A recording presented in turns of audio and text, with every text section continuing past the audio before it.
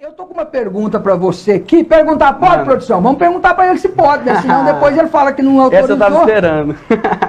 Pergunta. Pode. Perguntar. Pode. Eu tô com uma pergunta aqui. Você citou a Câmara de Vereadores. Ok. Né? Eu quero te perguntar primeiro.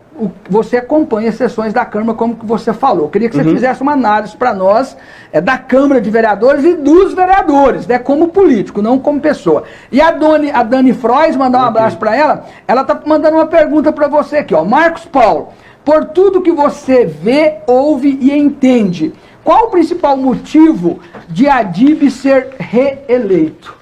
E aí, então, duas perguntas. A sua análise da Câmara de Vereadores, da atuação deles, e por que o Adib foi reeleito com essa votação, na sua opinião? Okay. É a Dani Frois. Você falou que perguntar pode. Eu queria começar citando, né, eu trouxe até uma frase aqui. De fato, né, abre aspas, é a palavra do prefeito, não é a minha. Ele falou assim, prefeito Adib Elias. Isso, abre aspas. Nada vence obras. Fecha aspas. Eu imagino que essa obra que ele está falando sejam obras de urbanismo. Porque eu trouxe aqui também, ó, é um dado aí, eu não sei, não vai dar pra ver, né? Mas não vai dar. Fica registrado. Tudo bem, é verde, né? Eu poderia ter pensado. Mas basicamente, se você entrar lá no site da Prefeitura Municipal, você vai ver onde é investido cada ponto, cada valor de investimento. Porque o que mais se fala, por exemplo, é que o prefeito ele tem que gastar com cada coisa. Não, é gestão. E como que funciona a gestão? Ele faz uma licitação, leva para a Câmara de Vereadores, a Câmara de Vereadores aprova ou não, e a maioria das vezes aprova o que ele quer. Todas as vezes. E, inclusive, dessa vez, quantos vereadores que não são da base dele que foram eleitos? 4. 4? São minoria. Então, se você precisa de 50% para ser aprovado, com certeza vai ser aprovado. Mesmo que isso não seja, muitas vezes, benefício da população. Né? Em detrimento. Aí você vai ver. Aonde são mais gastos, né, o dinheiro público? Se você for lá procurar, isso é fácil. Entra lá no portal de transparência e vai ver. Não se cita sobre educação, não se cita sobre saúde. Eu quero que você me fale. Qual foi a última UBS que o Adib construiu? Tá difícil, UBS? Então vamos para uma coisa mais fácil. Eu ia te falar, você está fazendo algumas perguntas difíceis, viu? Qual foi a última vez que ele abriu uma UPA? Qual foi a última vez que ele abriu um hospital? Porque a gente precisa de hospital. Tá? Inclusive eu faço estágio no Hospital da Santa Casa. Ele quebrou o contrato com o motivo que iria jogar para o Estado realmente assinou esse contrato. Então a Santa Casa não está fechada porque o Estado arcou com os 800 mil. Foi questão de 200 mil a mais. Tá? De fato, ajudam. Só que aonde foi parar os 600 mil que era investido na Santa Casa? Cadê?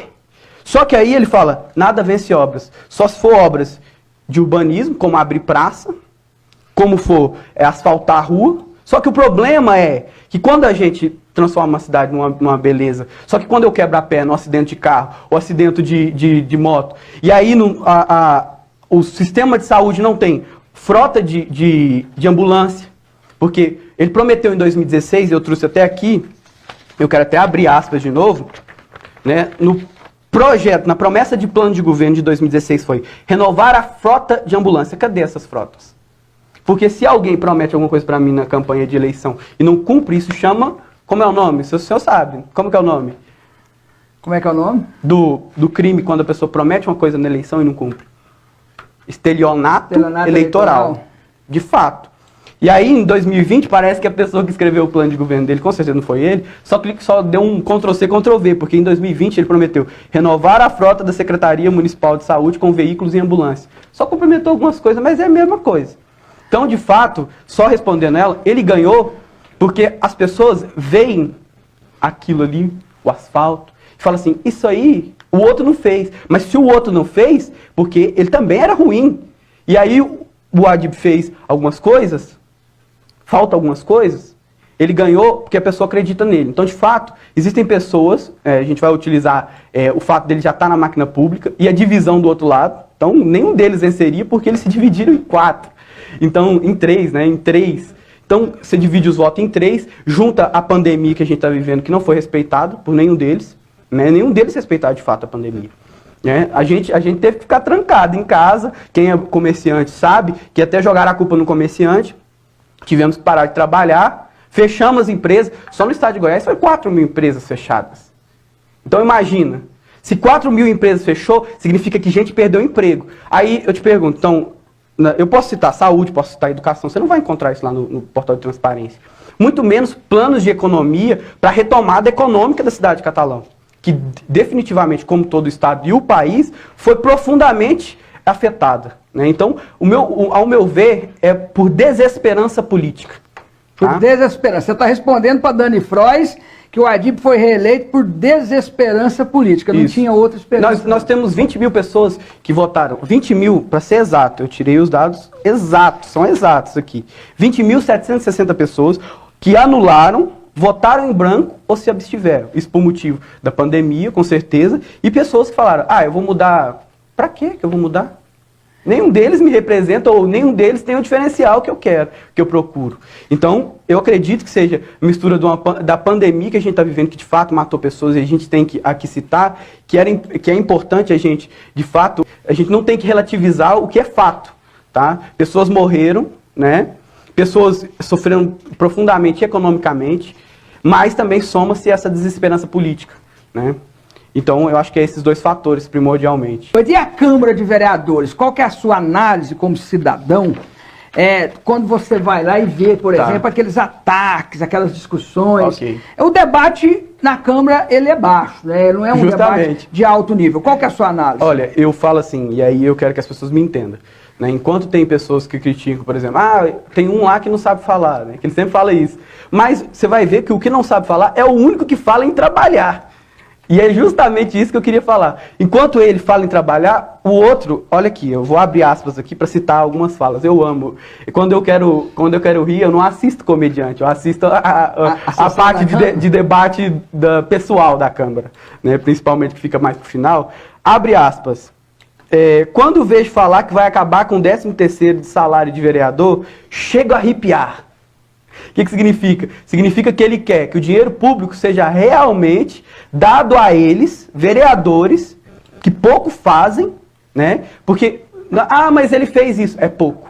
A gente tem que ter essa noção de que por mais que o vereador esteja trabalhando, ele está fazendo nada mais, nada menos que a obrigação dele como vereador. Ele é obrigado a fazer aquilo ali, ele está recebendo aquilo ali, entendeu? E quando vão na Câmara de Vereadores, né? Porque a gente teve, quando foi para provar para vocês o fato de, se não me engano, era baixar o preço de um imposto. Sabe quantos foram? Menos da metade, não deu quórum. Eles não foram para votar quando foi para baixar o imposto. Mas quando foi para aumentar, e aí eu até trouxe aqui o Mamed, ele direto, aumento da taxa de iluminação pública. Lá no blog do Mamed, no dia 20 de dezembro de 2017, aumentaram, votaram quase em maioria. 3 votaram contra. O senhor lembra disso, que foi o senhor que escreveu, né? O Ministério Público soltou uma nota.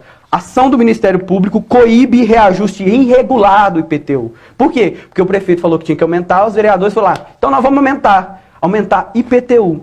Você acha que realmente o serviço está sendo prestado é tão bom assim que precisa aumentar? Porque o que eu vejo é um desgaste público, e aí eu não posso falar até do município, mas eu também trouxe dados que comprovam que isso também, durante a pandemia, foi jogar dinheiro público assim, ao léu pelo Estado. Né?